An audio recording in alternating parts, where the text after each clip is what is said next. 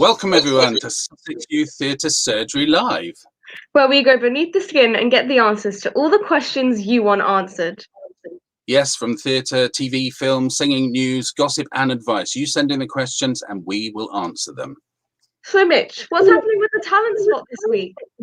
Well, I have a big musical sensation coming up for you later. It's amazing. Oh my god, I'm so excited. I look forward to it. And what's the theme for our show? Well, acting, obviously, and running your own theatre company, comedy, and how to review a piece of theatre. That sounds great. I'm so excited to learn how to review a piece of theatre.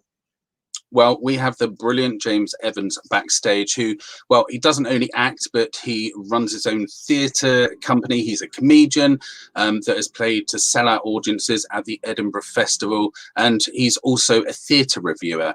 So as Joseph has a coat of many colours, James is a man who wears many hats. No, it's such a bad joke. Anyway, we want everyone to get involved, so please type in your questions and we'll see if we can help you. Also, if there are any parents or older human beings who have any questions, please do fire away. Okay, shall we crack on then? Yeah. Good. So on today we have Aisha's spot. She'll be letting us know what a rising star gets up to. And we've obviously got James backstage. We have the brilliant Lily Anderson, who's filling our student spot today, who will be letting us know how to successfully audition for drama school. And we also have the talent spot. Could it be you? And as if that isn't enough, we have some exciting news to share about our new Saturday courses at Worthing High School. Yeah, but first of all, let's see what a rising star gets up to.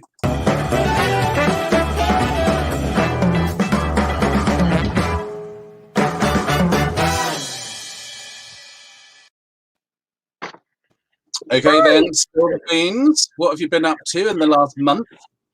Well, obviously a lot has changed being back at school and everything, but before I get into everything, I have a few shout outs for my friends because they were bugging me about it. They were like, oh, I want to mention, and obviously I'm going to mention them.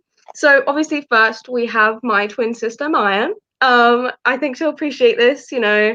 She's been going on at me for ages about it. And we have my friends Lily, Caitlin, Sophie, and Nova, who I've been hanging out with at school every day. And they just really help keep the energy up with all like everything that's going on. It's just nice to have friendly faces every day. That's lovely. So talking about school, you've obviously seen your friends again. So what's it like being back? You've been back a week and a bit now, is it? It's just a week or so. It's been a lot. Like, obviously we have to wear a mask all the time to be safe, which is obviously the most important. But you know, it's I think obviously education and seeing my friends comes first because it's been so long since I've been able to have like a proper in-person conversation with somebody who's not Maya. Not that Maya's bad, but you know, it's nice to see other people as well. And if anybody, I just have to say, if anybody doesn't know, Aisha and Maya are twins. And well, you look identical, don't you? You're sort of identical. Yeah. So you can only, yeah, we're not actually identical, but everyone always says we are. So I mean, it's quite funny. Identical with yourself, you know. Yeah, it's lovely. So anyway, I cut in. Carry on. Well, no, Maya is a really good twin sister. I mean, if I was going to have anyone as a twin, I would, you know, want it to be her. She's always very nice to me. Like, yeah, we fight, but it's usually me being a drama queen about something. I mean, what can you expect from a rising star? You know, I love drama. Enough of sibling rivalry. What else have you been up to? I've been doing singing lessons with Sam Hawkins. She is such a great singing teacher, and we've been working on our musical theatre exams, which is very, very, very, very, very exciting to me. I'm obsessed with musicals and everything like that. I just love it so much. And we were doing songs from Addams Family, Wicked, and The Windy City. That's what it's called, from the film Calamity Jane. Why did I completely forget that? Anyway, it's been you've got to remember it if you're going to do an exam on it. You should remember it. Yeah, I know. Imagine if I forget that in the exam. They're like, oh, what's your next song? And I'm like, I have done an audition before though, so you wouldn't be the first. So go on. Yeah. Yeah, I've been really enjoying it. She's a great teacher, and I've been having lessons with her on Zoom since the beginning of the first lockdown, and I've gotten completely used to it. It'll be nice when eventually I get to see her again, but we've coped, and it's been really fun, and I've made lots of progress. So that's been like a highlight all the time. Each week on Monday, I see her, and it's just loads of fun for half an hour, just singing. I love it. Combining acting and singing is just the best. Yeah, exactly. Singing's good for your soul, isn't it? And the other thing, the finale of WandaVision, I haven't spoken to you since the finale of that. Was it good? It was Don't absolutely amazing. No spoilers, no spoilers. Yeah. But the whole season, each episode was getting better and better and better, and then it was just like, boom! This is the best thing that's ever happened ever. I was so shocked and excited for the future. It's going to be so good because that show links into like 2 different movies, so everything's going to go crazy. I'm very excited. And if that is not exciting enough, in a few weeks, I don't know if it's next week or not, I can't remember, but there's another show coming out, Falcon and the Winter Soldier. You can also watch on Disney Plus. I don't know if I'm more excited for this one than WandaVision, but it's going to be so good. I like to go in blind, so I haven't watched any of the trailers or anything, so it's going to be like the best thing ever. I'm so excited. No, brilliant. They sound very exciting. It's so good. I completely recommend, best thing ever. It's just going to be so good. But anyway, I could go on about that for like way, way, way too long. But shall we bring out our guest? Yes, I think we should bring out our guest, the lovely James. But shall we see what he does? Let's play his little show reel before we bring him on. You were doing, if you wanted to hang out next week, sort of time is good. I'll call you. Or you call me. We'll figure it out. Their assessment of us is more in line with our assessment of ourselves. There is a face I know too well, a face I dread to see. So vain it is, so eloquent of all futility. It is a human face that hides a monkey soul within, that bangs about, that beats a gong, that makes a horrid din. Sometimes the monkey soul will sprawl athwart the human eyes, and peering forth, will flesh its pads and utter social lies.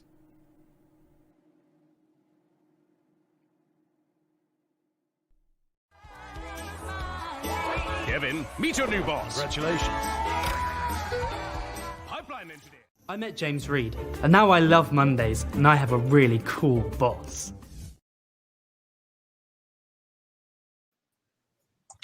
James, welcome to the studio. How are you? Thank you so much. Yeah, I'm good, thanks, Mitch. How are you? Yeah, we're good. This is Aisha below you. She's our rising star. Yeah, hi. Thanks for having me. So, James, why do you have a Sussex Youth Theatre top on? Representing the best of the best, Mitch. I'm looking at those videos of me with a sort of slightly more forward-thinking hairline, and when this T-shirt probably fit me a bit better a few years ago. I think it was, I don't know how many years ago I was with you, Mitch, at Sussex Youth Theatre. 4 or 5 now, probably. I think it is, because I found an email and it was 2016, and I was like, 2016? So yeah, it's 5 years ago. So James taught for us, but apart from teaching, James, as I said earlier, is an actor, a comedian, runs his own theatre company, has been to the Edinburgh Festival to sell out shows, and also is a theatre reviewer. So I'm quite scared if I do a show that James may come along to review something. But James, for our viewers, so there's parents, there's youngsters as well. Yeah, can you tell us a bit about your journey? What sparked your enthusiasm into drama? How old were you, and how did your journey sort of bring you to where you are now? I mean, it definitely started at the same age as Aisha and everyone else, listening at SYT. I was at school. I really enjoyed drama at school. It was my favourite subject. For the same reasons as everyone else, I enjoyed being creative and having an opportunity to speak and be different characters, the same as everyone, really. I carried it on through my school years. I joined an agency when I was 13, 14, did some auditions, which was a really interesting learning experience. I was this close to being the lead in Narnia, so other life we could have lived. Yeah. Then went on to do more of things like Edinburgh. I started my first trip to the Edinburgh Fringe with school, where we did just school plays that we took up there. And then afterwards, with a group from school, we formed our own little theatre company on the side and did our own productions away from school during our teenage years. Whilst doing some work with the National Youth Theatre as well, whilst we were up there. And then I finished school and I took a year of acting. I did such a wide variety of different things in that year. The main two, I worked at Thorpe Park and Madame Tussauds, mainly doing scare acting, actually. So whenever you go through a horror maze at Thorpe Park or anything like that, that was me doing the scare acting. And I learned how to and stuff. Yeah. Probably better with all the makeup, actually, so you don't have to look at the face. It was a really, really awesome year, actually, and I got so much experience out of, I was a runner and I did extra work and VT work and really small things, but really good experience in meeting really interesting people in the industry. The next step was uni. I went to Sussex Uni, where I studied theatre and film. And that was really the birth of, I'd done comedy throughout school as well, but I went to Sussex Uni thinking, one of the things everyone tells you when you go to university is, oh yeah, there's a society for everything. And I got to Sussex Uni and there wasn't actually a comedy society. So I walked into the uni and I said, I'm really interested in doing a bit of comedy. Is there anything here that you guys offer? And they said, actually, there isn't at the moment a comedy society, but there's a really nice guy called Alex Nash, who I was in first year, he was in his last year, third year, who has also expressed an interest in starting up a comedy society at university. So the two of us met up. He was a writer and I was an actor, so that seemed to go quite well hand in hand. We started up the first Sussex University Comedy Society, which is still running today. And in our first year, we separately, we did Harry Potter the Musical, the show that must not be named, where I played Harry Potter, that was a comedy spoof. And we actually took a whole bunch of people from that cast, brought them into the Comedy Society. And from there, the Comedy Society said, okay, well, let's go to Edinburgh this year. Let's take a show up. And that was where we formed our theatre company, which we called Kids with Beards. So that was our first step as Kids with Beards, really. And from there, we went on to do, I think we did 3 or 4 more Edinburghs after that. We did, we toured the country. We did a lot of work in Brighton where we were based, but we did shows all around the country over the summer. And since then, Kids with Beards has been a multitude of different things. Alex still writes. We've got members who've done stuff separately on the side. So it's sort of an evergreen beast, which is exciting. Well, I just have to say, I remember coming to see you at the Edinburgh Festival, and it was a packed house, and it was absolutely hilarious because comedy's really tricky. There's a couple of questions we've got for you later about comedy, so I won't ask them now. But the idea, we've got Amanda here. Amanda's a brilliant actress, and she says, love the idea of a Harry Potter spoof and Kids with Beards. Amanda, it was hilarious. It genuinely was really funny. She's also got a question for you, but we're going to ask this later because somebody has asked this question. It's do you find it hard to write a review that's not so positive? But Amanda, we're not there in his life yet. We haven't got there in his life story, so we're gonna. It's a really good question. It is. Yeah, we'll ask that a little later because Jackie's asked that as well. So we'll get to those. But sorry, you carry on. So after Kids with Beards, what happened then? I mean, after that, I stayed in Brighton and I wanted to keep working in acting in some way. So I dipped my toes into teaching. I worked at a school in Brighton, near Haywards Heath, Horsham area, where I started off just doing lambda teaching, which was something I'd done before. I had one of the best years of teaching, and still to this day, the best teaching job I've ever had at Sussex Youth Theatre. Mitch, you know very well that if I was staying in Brighton, I would have carried on doing it. Absolutely amazing collection of kids and young adults. Incredible opportunity to work with them. So I adored every second of that work. I really did. Well, we adored having you as well. So if you ever do end up moving down, we'll snap you up and get you back in. So what happened after? So then, did you fall into reviewing pieces of theatre after that, or did you always like reviewing? I always liked the idea of reviewing, and I'd always, whenever I went to a play, and I got into a really good habit. So it started sort of third year of uni when my loan started running out. When I really just sort of saw maybe 3 or 4 plays a week. And I would travel into London for all of mine, or I'd see shows in Brighton. And I just got into a really, really good habit. It's something I miss so much now, as I'm sure everyone does. Going to theatre loads and loads and loads. And it got to the stage where I'm going to so much theatre. And I come out with a thought about each play, and that's all it is really, and it's all it needs to get started. I come out of a play going, that was good, or that wasn't good, or I liked that, or I didn't like that. And I just thought, I'm seeing so much, can I do something with it? So I just started writing for myself, and no one else, and that was really freeing. It was something I found quite restrictive at school when I was asked to write analysis or write an essay, and I found it quite restrictive because I was being forced to write about certain subjects in ways that I didn't really enjoy. So when someone told me one day, you can go and write and no one has to read it, I thought, oh, that's really, really exciting. So it gave you the freedom, so you weren't boxed in. Can you give us sort of some top tips for reviewing theatre? Because I've been with people before in theatre, and whether it's good or bad, they go, it's brilliant, and you say, oh, why did you like it? And they just go, oh, it's brilliant. And you're just like, yeah, but what do you mean brilliant? How does it, or it's terrible? So to me, it's bad if somebody says it's brilliant, but they don't explain why, or it's bad and they don't explain, or they can't explain why. So I think it's quite critical thinking, isn't it? And especially for actors, performers who are wanting to learn, they've got to be aware of what a reviewer would be looking at. So you're reviewing our show. What are you looking for, James? Tell us. I'd say the first thing you would hope that your reviewer has done is watched a lot of theatre and film and any other artistic performance. Because if you're the person who's passing judgment on a piece of art, whether that be theatre or whatever, I think it was good, I'm going to give it X amount of stars. You want to know that their judgment is valuable, and that comes from experience. You have to see lots of good plays and lots of bad plays in order to say what is and isn't good. I say this to my friends all the time. I'd rather spend a night in the theatre watching a bad play than not watching a piece of theatre at all, because it's so valuable to watch something where you go, I didn't really like that. Why didn't that work? So that I have points of comparison. So the first thing I do, and to any budding reviewers, I would say this is a good tip. This was something I learned early on. I will go and watch the play, and it's usually in the evening, right? So I'll go 7:30. I'll watch the play, and I won't take a notebook. I won't write any notes. I won't, and this is so important to me, I won't read about the play before. I don't want to know.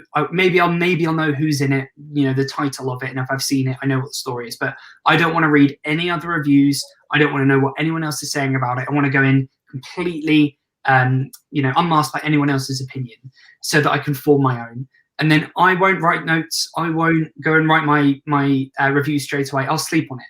I'll go home and I'll fall asleep, and I won't let myself think about it.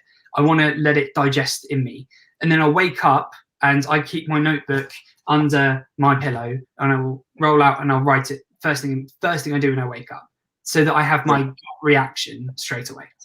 Yeah, I think you're absolutely right. I went to see Lord of the Rings, which was at Drury Lane years ago, and they had spent millions on it.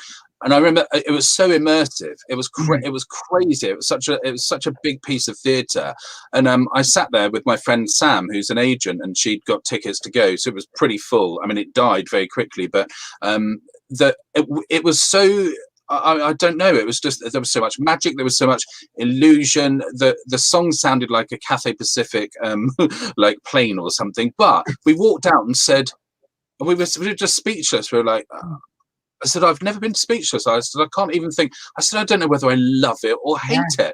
And it wasn't till the next morning. That's why I'm bringing it up, because it wasn't till the next morning that when you'd slept on it, it just manifested in my head and all the colours and everything. And actually, I really liked it. It didn't really work as a show, really. But so that's a good way of doing it, isn't it? Sorry, James, go on. Go for it. No, go for it. I was just going to bring up Elizabeth Kelly's comment, which she said, what would you recommend for my son who loves playing the piano? That's all he wants to do, and has played at the Royal Albert Hall with MFY. I'm not sure who MFY are. I'm being silly, probably. It's probably some sort of orchestra. How do you keep the positivity, as it's such a competitive area? Now, positivity is a majorly important area, isn't it? When you're an actor, probably as a reviewer, a comedian, running a theatre company, being positive about going forward. What would you recommend to Kelly's son? I would say keep the passion alive. No matter what happens, keep the passion alive. because at the moment he wants to play piano, and that is the thing that will keep them going forever.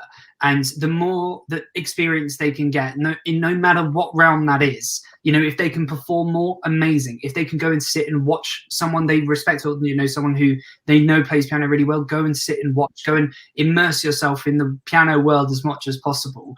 And it might feel like you're slugging away so much and so much and so much, and it doesn't feel like it's paying off. But actually, the only way to do it is to keep the passion going, and eventually it will pay off in some way or another. And that doesn't necessarily mean he's going to be, you know, the next best piano composer. But what it might mean is that he becomes part of a slightly different realm that he might not even know about right now. When I was Aisha's age, I wanted to be an actor, for sure.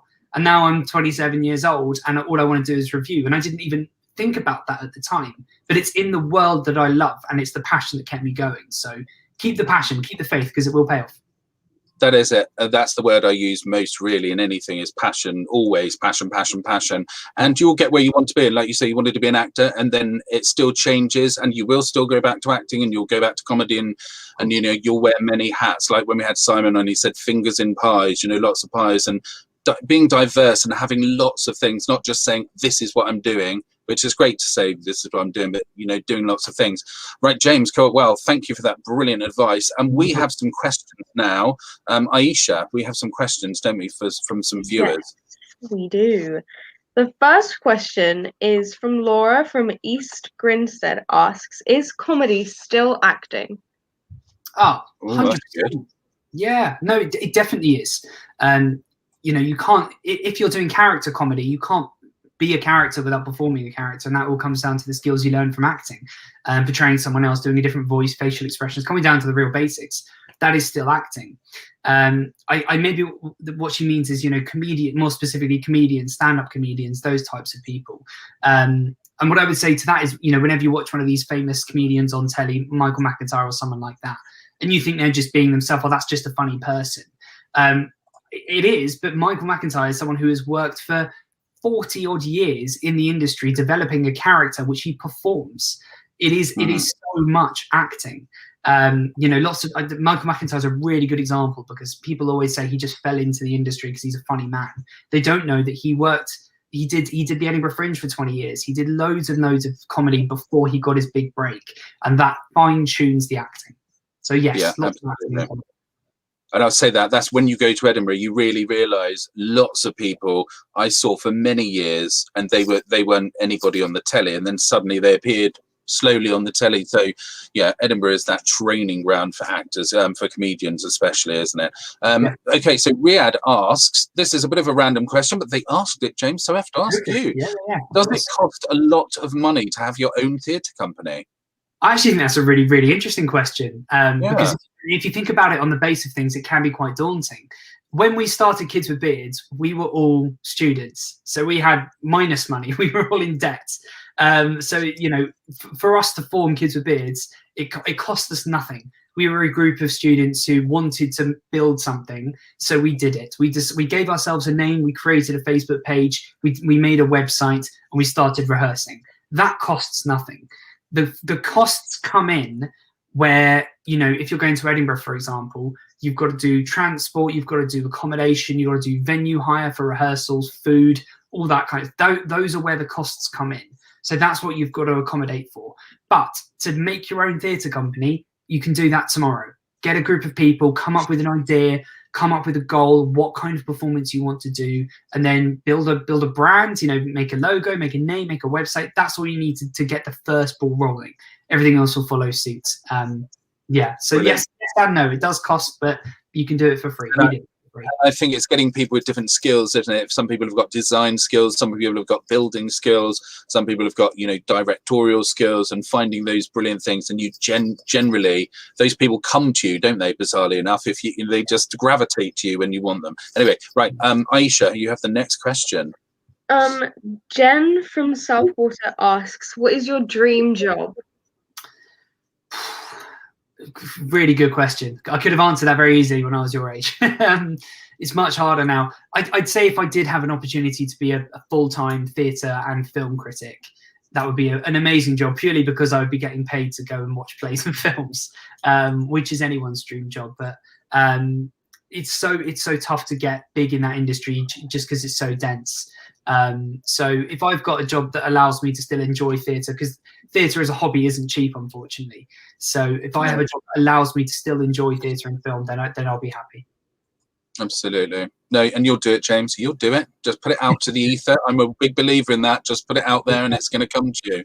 And Ricky asks, how do you make people laugh? A great, again, really, really interesting question, because on the face of it, there's no right or wrong answer to that. What I'll say to that is, when we were working as Kids with Beards, if something made us laugh, that was what we used. So if you have something that makes you laugh, that will make other people laugh. That's the way it works. Things like timing, repetition, all the techniques the comedians use will come in useful. But if it's something that makes you laugh, then you use it. We, Kids with Beards, we had a really good method of working. We had a script writer who would bring us actors, there were 6 of us on stage, a script. We would completely ruin the script. We would improvise. We would mess around with it. We'd change it up. We'd do stuff that made us laugh, and that was what we kept it. So if it makes you laugh, it'll make others laugh. Brilliant. Who have I got? Is it me next? No, Aisha. Yeah, Lucy from Worthing asks, how do I become a reviewer? Anyone can review, which is the beauty of it. And I think you can start tomorrow. As soon as you see your next production, whether it's over the camera, as we're doing everything over the camera now, or if you go see something live, you can start reviewing. Just scribble it down, and don't put any pressure on yourself. Don't say, okay, it has to be 500 words and it has to use long words. If it's just for you, so you can start off by writing a review that's 5 words long, and that could be your first review. You don't need to share it. You can build up that repertoire, build up a style, and then when you get ready for it, you can put it online, you can do a blog, anything like that. So many of the review companies, the ones I work with, for example, they always take volunteers. They will always take people who will do it because people want reviewers. So it's not difficult to get the ball rolling for yourself. What's difficult is getting recognised, but that's not something you need to worry about for a long time. So anyone can start. Thing.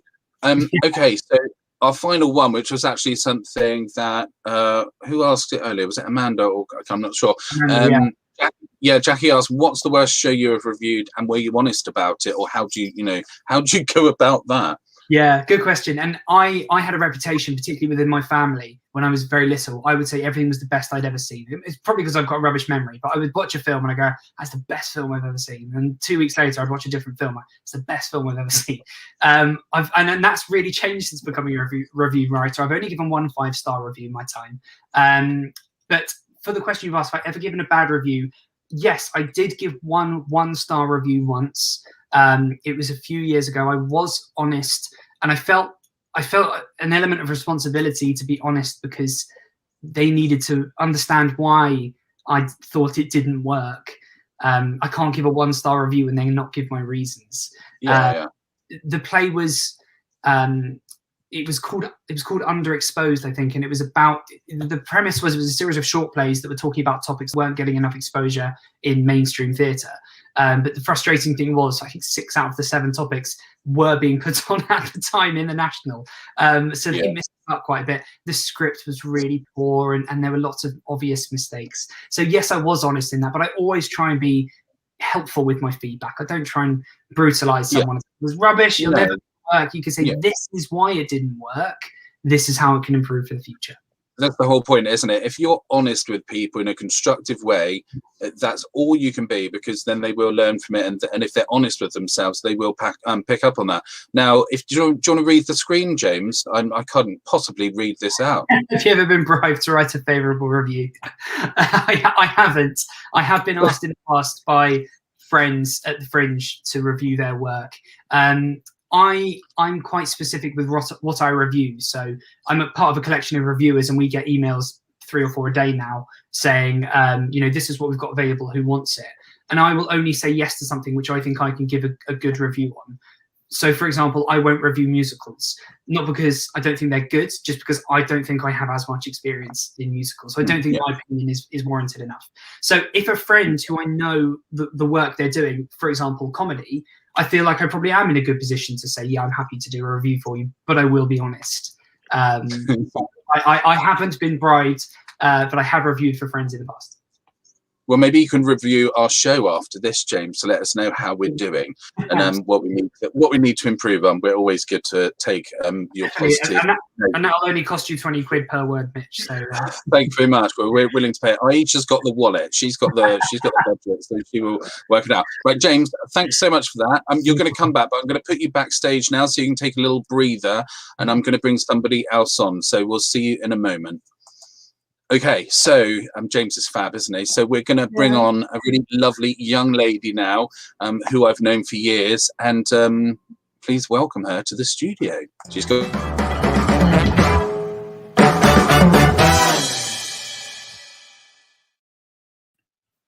I was about to say, hi Lily. I was about to say she's got some exciting news, and then the title came over the top. Sorry, you've been backstage a long time. Have you been listening to James and everything? Yeah. Yeah. It's actually been really interesting. So. Thank you. Right. Anyway, this little section's about you. I know that you've got a self-tape to do, which we can talk about in a moment. But we've known each other quite a long time, haven't we? Since for almost a decade now.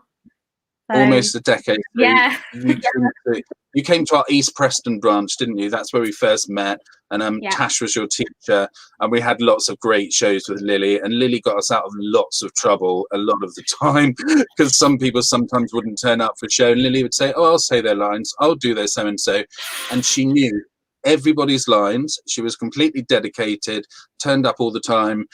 So I knew she wanted to really go into it. Anyway, Lily, I'll let you speak. So can you tell us what how acting helped you when you were young? Yeah. Go. Well, I think more so with Sussex Youth Theatre, especially helped me with, especially when we did all the like little exercises and the improv kind of that sort of side of it, really helped me through difficult stages of life, and also just how to respond to situations, especially at like when working and things like that, and also with my confidence, because when I was younger my confidence was probably a bit too much and it kind of brought it down, but then it went really down and then it went a little bit back up again, and just helped me kind of balance it a lot. And the shows that we did at SYT were also like so fun, because a lot of them we kind of made them together like as a group, and I really liked doing that part of it. And I think I've kind of taken that and I really enjoy creating my own work and my own shows now, and performing them as a actor and a writer. And I love that whole side of it, because a lot of the time all the shows kind of allowed me to have my like personality in them and really show who I am when I couldn't in other places. So it was really nice to have that as well. And you're sort of artistically free, aren't you, to create your own characters and storylines, and go as deep as you want to into certain things. So then you did SYT and then you left to go to Chichester, didn't you? Did you do a course over in Chichester? Yes, that was when I left school. I did a level 3 extended diploma in performing arts and acting. And I actually, a few weeks in, I was having second thoughts and I was like, oh, I need to go back to school and do A-levels. And then I went to the Globe Theatre in London with the course, and watching the show, I was like, what am I thinking? Like, I can't go back to do A-levels. This is what I want to do. I have to stay, and I want to be performing at the Globe one day. So, and then it just knuckled down, and we did loads of exciting things on the level 3, really cool like out there shows, and we also went to the Edinburgh Fringe Festival. I heard you talk about it earlier with James, and how it's just an amazing experience to get to see all these different shows. It's brilliant, isn't it? And there's Yeah. something like 1,500 shows. I've been going to the Edinburgh Festival since 1994, since before most people were born in SYT. But the energy and the enthusiasm at Edinburgh, you literally feel like you're home, don't you? It's like that you don't feel like you want to be anywhere else. It's like the buzz is just incredible. No. So Lily, and also you work really hard at Edinburgh, don't you? You wake up early, you go fly ring, you have to poster, you go do and do shows. You do everything. Yeah, you literally never stop. So when people think acting is a glamorous job, then they're absolutely wrong. It's a really, really tough job, but we have to make it look easy, don't we? Coming on to so moving forward after then, you decided to audition for drama school, and you've got a big announcement today, haven't you? What happened? Yes, I have been auditioning for quite a few drama schools, and I have heard back from 2 of them and got a place at both of them, which is Italia Conti and Rose Bruford. So and they're in my top 3, so it was really nice to get a place at those 2. But that's why you got in, because they were in your top 3 and you wanted to get in. That's why I sort of really believe, I was saying to James, if you put it out there into the ether, into the world, whatever, and you say, I want this, you're going to get it. It's just the positivity of your thinking. I know it sounds a little hippie-like, but I really believe in it. And I think, you wanted it and you got it. So that's incredible. So you're in a quandary now, aren't you? So you've got Italia Conti and Rose Bruford. What do you do? I use my dad for these sorts of things, because he's very good at thinking strategically and listing the pros and cons. So so I'm going to speak to him and just make a list of all the good things and bad things about each one. But at the end of the day, I love both schools, so it's kind of a win-win situation. And I'll be getting the training, so. Exactly. You've got loads of well done, fantastic news. Congratulations. Loads of positive, lovely comments here. So what one's your dad going to force you to go to? I mean, what one's your dad going to choose for you?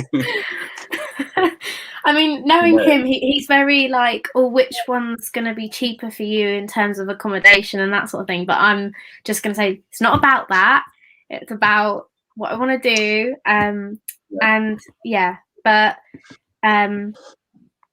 I'll be kind of looking at it, and I think, I don't know, because the Italia Conti course is just the normal like straight acting course, whereas the Rose Bruford one is acting and European theatre arts. So you also learn how to create your own theatre and make a theatre company like James. I'm really interested in running my own theatre company eventually. And going to the Edinburgh Fringe Festival. After going to the Edinburgh Fringe Festival, I know that I just want to keep going back there.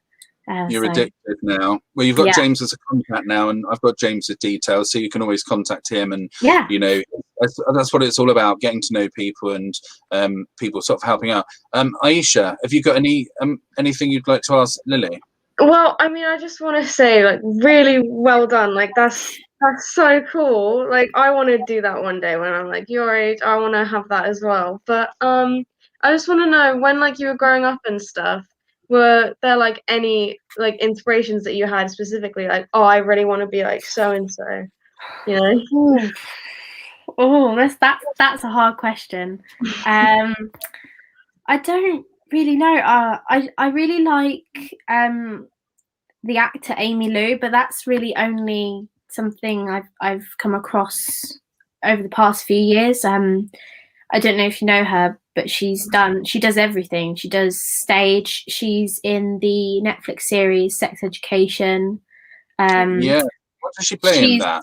She's kind of the goofy one. She has a gap tooth, kind of. I think she's an amazing actor. She can just go off anything, and she has this skill where she can just improv, like in a scene. If somebody asks her, oh, can you make it look like this and this, and she'll just come up with something. And I really want to be able to do that as an actor, so I really like her. No, that's brilliant. And so what's next then? What are you going to? So you're going to go to drama school, and what are your aspirations after then? Is it TV, film, theatre? everything? I think it's just whatever comes my way, really. I'm never going to turn anything down when it comes to performing or acting. And Lily, I have to stop you there. You might recognize this name on the screen. Can you read that? Yes. Hello, Tash. Inspiration, like your favorite SY teachers, Lily. So, so she's saying that. Yes, of course. And I'm very inspired by my brilliant SYT teachers, Mitch and Tash. They've got me to where I am, and of course I'll mention them when I get my Golden Globe Award for the first time. Andrew Austin, Andrew Baxter, Andrew Olivier. You don't go for one, darling. Go for them all. Go for everything. But, Amanda asked as well, what do you enjoy writing the most? Because you write as well. I mean, writing's a brilliant skill to have. Yeah, I really enjoy writing stuff that's going to influence people. I've always had this idea that theatre can be used as a weapon in a good way. To really provoke change. And I'm writing a play at the moment which is about the environment and global warming, but it's abstract. I like writing really abstract, kind of strange theatre where you go and watch it, and then when you leave you're like, what the hell did I just watch? But then you're also at the same time, I kind of want to see it again. Yeah, absolutely. Yeah, of course. Well, Amanda, I'm not going to tell you what Amanda did at the Edinburgh Festival. You will have to Google her, but she did something with chocolate. So if you Google Amanda wearing Edinburgh Festival, you will see that. And a fantastic show. Right, Lily, thank you so much. Just very quickly, you've got to go off now because you're doing a self-tape. So what are you doing the self-tape for? Just let us know. The self-tape is for a recall for the Royal Central School of Speech and Drama, and I just have to do my classical monologue twice, 2 different ways, and then just explain why I chose those 2 different ways of doing it after. It's just really exciting to have a recall from Central. It's exciting. That's the whole thing with acting, isn't it? That directors do ask you all the time. You have a set way of doing it, and that's what a good director does. So, can you change this? Can you do that? Can you do that? And then they can see if you can adapt yourself as a performer. And you can have the skill, but if you can't take direction or change, then you're not going to get anywhere.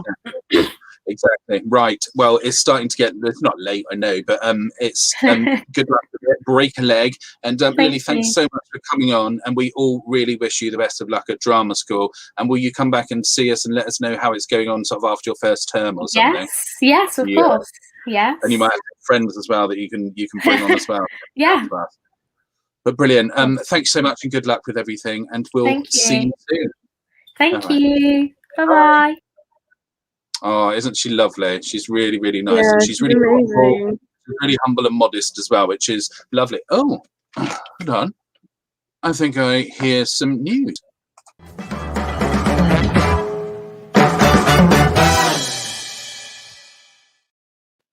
Yes, it's a good. So, Mitch, we have some new courses coming to Worthing High in May. Yes, we do, Aisha. And for the first time, we're opening Sussex Youth Theatre on a Saturday. So we've got 2 courses running. It's really, really exciting. So a Saturday, 10 o'clock till 11:50, and then 12 till 1:50. So they're 2 totally separate courses. And do you know what? I won't ramble. I'll just play you the promo film. In case you haven't heard the word on the street, Sussex Youth Theatre are now open on a Saturday and offering brand new courses. Our Eliza Doolittle speech and elocution course will be led by the brilliant Ross Muir. Here's what you need to know. Welcome, Ross. We're so excited that you're heading up our Eliza Doolittle speech and elocution course. Can you tell us a little bit more about it? Well, absolutely. I mean, elocution is all about speaking clearly and with expression. And I've always been fascinated by the voice and words and language, but also about the different sounds that the voice can create. So we're going to explore all of those things in this course, which I think is absolutely unique to Sussex Youth Theatre in being able to offer such an amazing course for young people.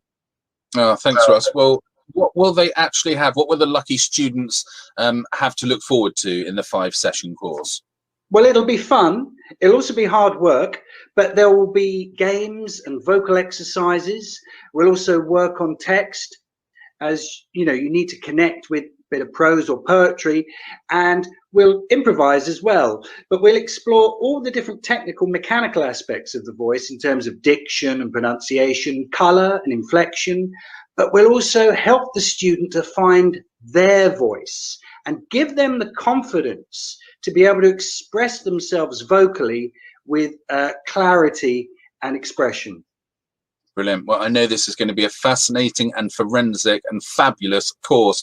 So thanks so much, Ross. And if you're listening out there, if you're aged 6 to 18 and you want to book on, go to bookmeonit.co.uk/Eliza.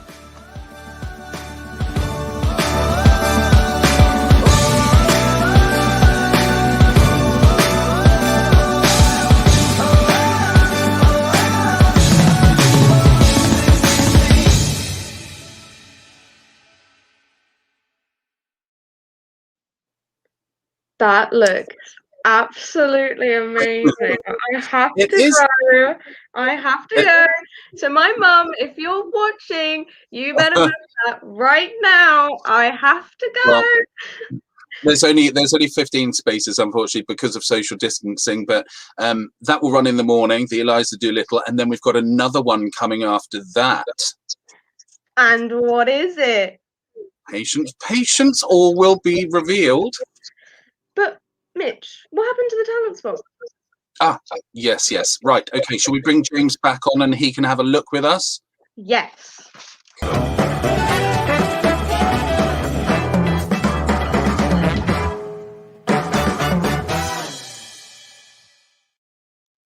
Welcome back, James. I hope you are behaving yourselves backstage. I was desperately taking notes on Lily going to Italia Conti and trying to discover existentialism and surrealism. I think that's going to be really interesting for her when she goes to drama school. Well, see, it means nothing to me. I'm just a mere administrator, so I leave it to all you artistic wonders to crack on with that. Yeah, no, brilliant. Mitch. Yes. Talent spot. Oh, okay, the talent spot. I've been rambling a bit. Now, I'm really excited about this because last year when we went into lockdown, we were trying to everyone was trying to find something to do. So I came up with the idea Monday missions. So I sent text to parents, and basically in the Monday missions, they had a mission to complete, and one of them was stage your own song. So what I expected, I said, imagine where you are, imagine where the lights are, who you're singing about, etc., all those things.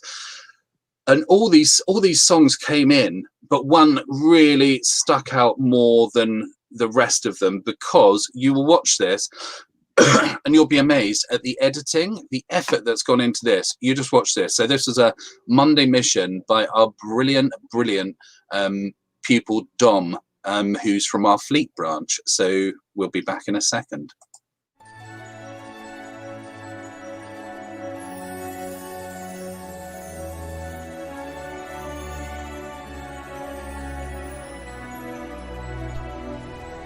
One day more, another day, another destiny, this never-ending road to Calvary. These men who seem to know my crime will surely come a second time. One day I did not live until today. How can I live when we are parted?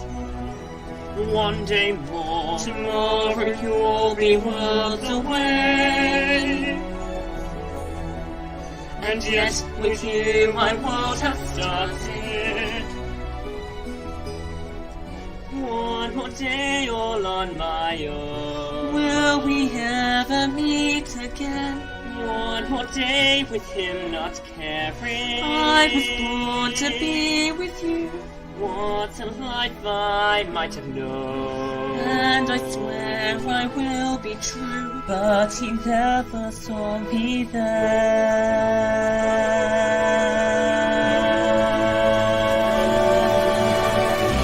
One more day before do I follow where she goes? At the barricades of freedom, shall I join my brothers as our ranks begin to fall?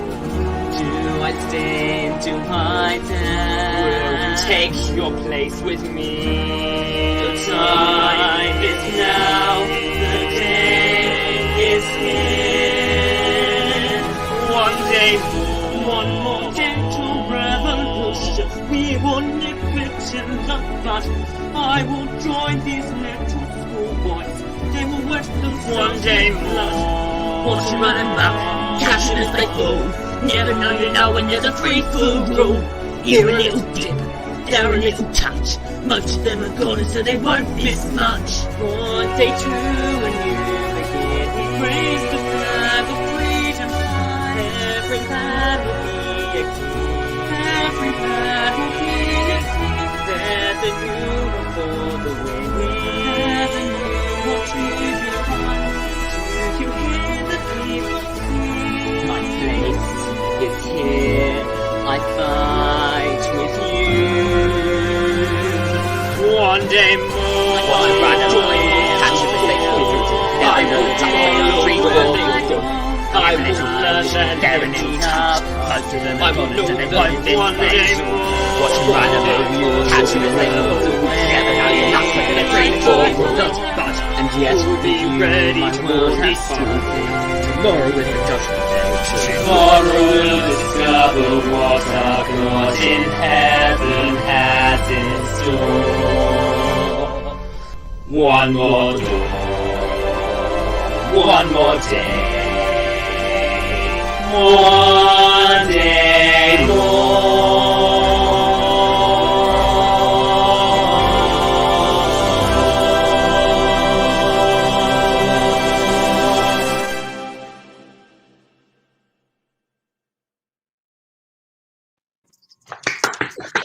How brilliant was that?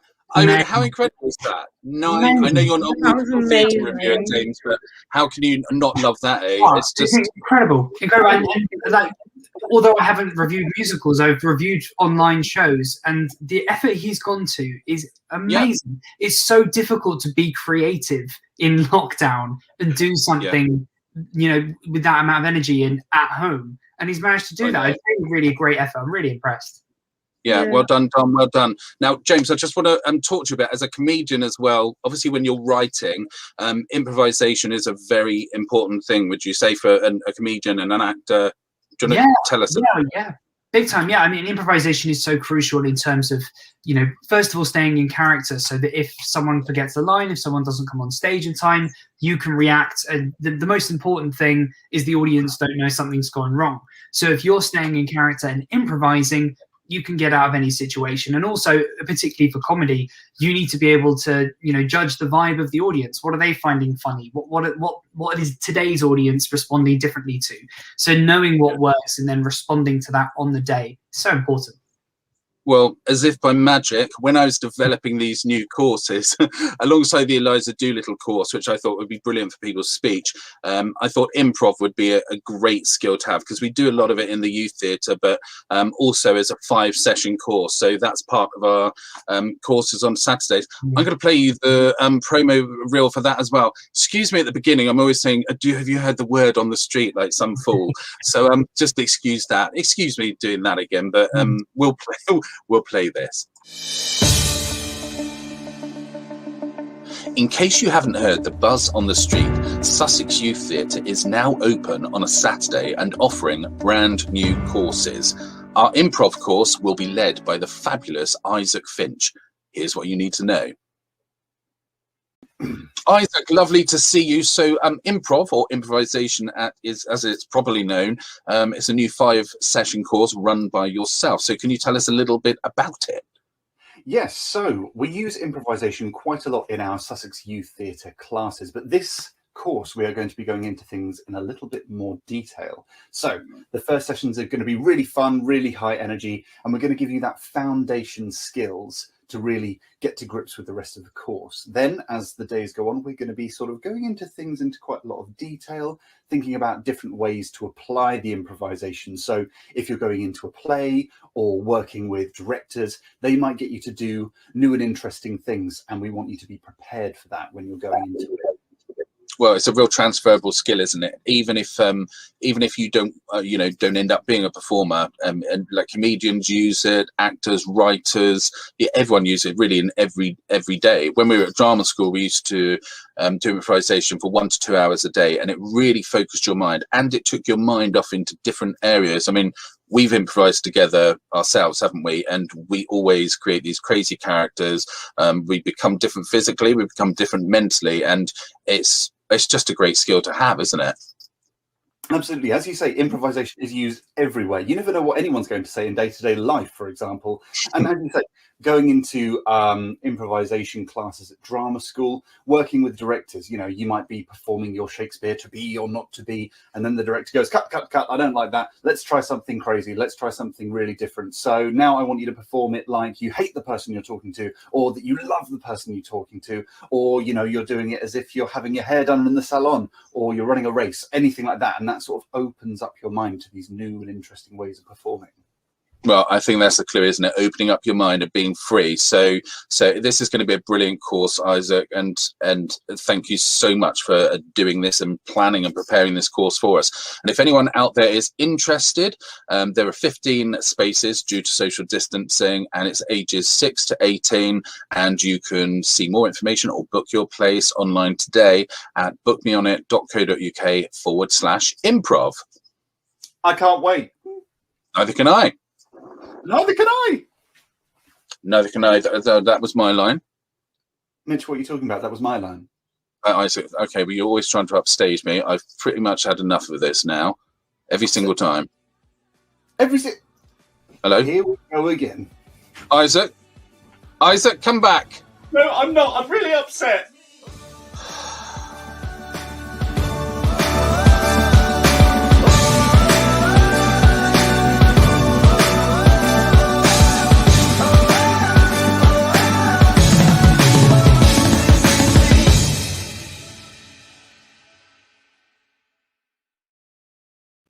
Well, I think Isaac Finch, he looks like mischief to me, that boy, doesn't he? Oh, I miss Isaac. Yeah, we love Isaac. That would be a really, really brilliant course as well. And of course, if you want to do the Eliza Doolittle course, and then you can stay on for the improv course, that's totally up to you. That starts in May, and it's 5 sessions going over, and that's at Worthing High. So really excited about that. Yeah, so I think. Hold on, guys. Right, that's the bell. That's the bell. That means it's fun time. So all those questions are gone now. We've learned so much from you, James. Are you up for a little bit of fun? Yeah, let's go for it. You are. Are you up for this?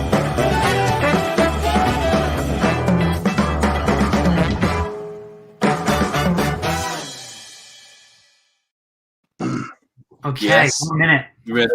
I'm ready. Going to move you up. I'm going to move you up here so I can see better in my eye line. Right, you see this? This is the timer. Although it hasn't got a minute on it yet. There we go. There's a minute on that.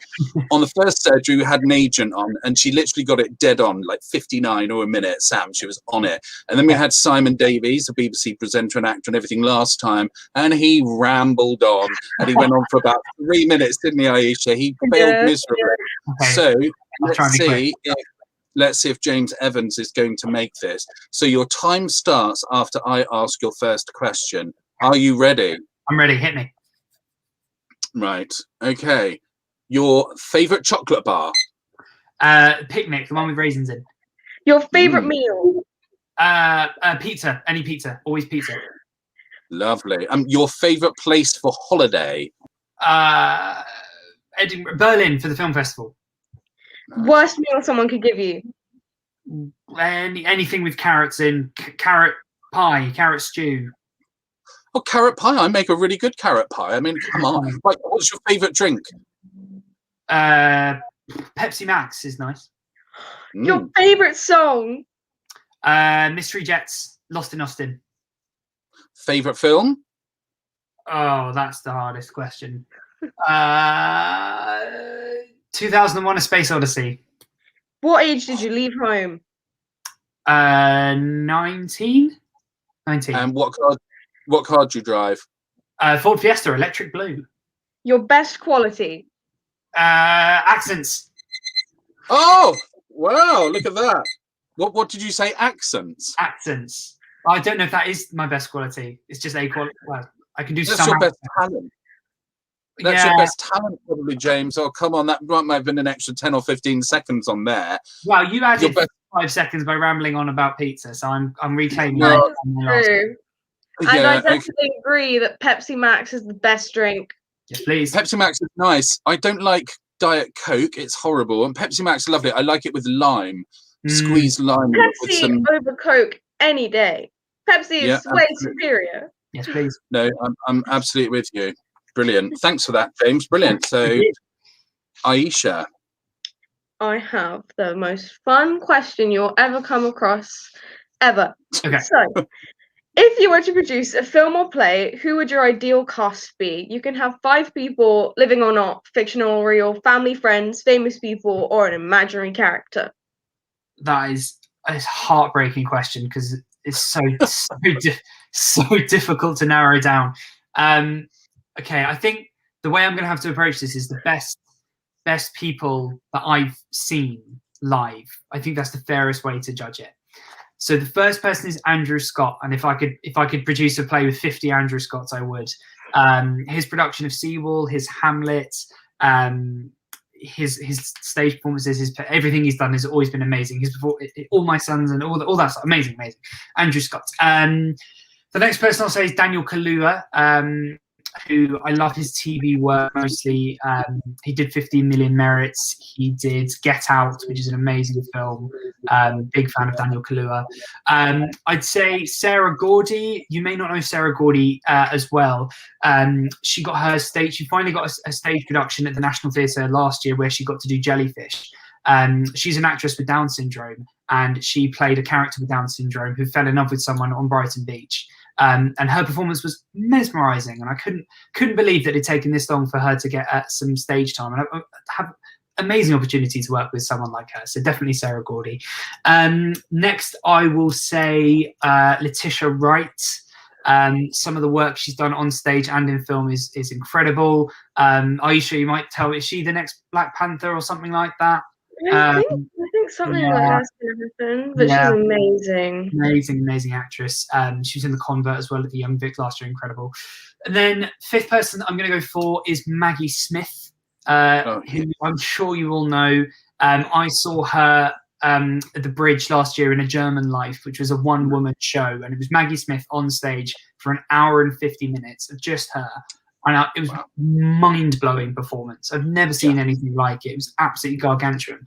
To have an opportunity to work with her would be amazing. So that's the 5 I've narrowed it down. There are probably about 700 others that I would want to work with as well. But that's the 5. I think they're all so good, aren't they? I don't know if they'd work well together though. They might be all too high maintenance. They're amazing, and you'd want to watch every single one. You'd have to have a 24-hour play, wouldn't you, to probably to get them all in. Okay, James, I'm going to ask you a final question. We've already been on for an hour, so thanks everyone for staying with us, and thanks James, Aisha, and Lily. What's the best piece of advice you could give anyone wanting to go into the business as a whole? Try everything, because when I was younger, I had my heart set on being an actor, and the amount of stuff I didn't realize was even possible to do and have fallen in love with it since has been so eye-opening. And I just didn't know that when I was younger. And just because you have a passion for theatre or drama, that doesn't mean you have to be restricted to just acting or just singing or just dancing. Try everything. If someone says to you, be in this play, do it. If someone says to you, can you help us with the lighting? Do it. If you've got a play at school and you're not allowed to audition for it, go to the drama teacher and say, I know I'm not allowed to be in it, but is there any way I can help? Can I do costume? And try it. And you may hate it, but that's okay. At least you tried it and you know what areas you're in. Passion was the main word from earlier. Be passionate. Pursue your passion and find your calling. It'll come. James, you've always been really passionate. Ever since I met you, I just had a really good affinity with you. And well, thank you for spending all your time today. And you are going to be that reviewer, and I'm going to be scared of you because you're so bright and you know it all. You know, you're very thorough with everything. So thank you for all the advice you've given us today. And well, we'll hope to see. Will you come back and see us at some stage? Oh, of course, anytime. Thank you for having me, and thank you to Aisha and Lily and everyone else for welcoming me. I can't wait to hopefully see you soon in person. Yeah, fab. Thanks, James. Thanks, guys. Isn't he lovely? He's so great. I really enjoyed that. Yeah, and look, we got a lovely comment from Amanda. Great advice, no limits, and sort of try everything. And I think it is just sort of trying everything. What have you gained? What have you garnered from today, Rising Star? Well, I mean, yeah, I've always been like, oh, I want to be an actor or a singer or something like that. But now I definitely think it's worth looking into other options, just, you know, for fun, because, you know, all of it is performing arts and all of it is what I love to do. So why not look at all the sides of it? You never know. I might find something like completely life-changing and be like, I have to do this, you know? Absolutely, and you change. Everybody's attitudes change, you know, from the age of 14 to the age to 16 to 17, 18, and then you're 22 and you just feel differently. And as James said, it seems to be a theme through everything with Simon as well. Fingers in pies, do anything you can, meet loads of people, be inventive and open every door. Just go through it. As long as you know the door's safe, obviously. Okay, so let's try this again, Aisha. Our next surgery is on April the 26th, so it's a little bit more than a month away. Let's see who you can get wrong to see who's on next. Okay, go for it. I'm doing it psychically to you. I'm going to throw it to you through the camera. Okay, You're going to take these names. Ready? Okay, it is Chris Evans. No. Okay. What about